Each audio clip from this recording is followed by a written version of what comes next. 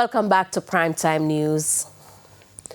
Up first this evening, investigators are continuing their high-level probe following a major cocaine bust at the Kingston Container Terminal, KCT. The estimated value of the cocaine seized is more than $1 billion. Several people employed to the KCT were taken into custody yesterday. This is after operatives from the FNID and Jamaica Customs Agency, backed by the Specialized Operations Branch, swooped down on the facility. Sources say 10 people are being held in connection with the drug find. The employees are suspected of running a smuggling syndicate at the terminal.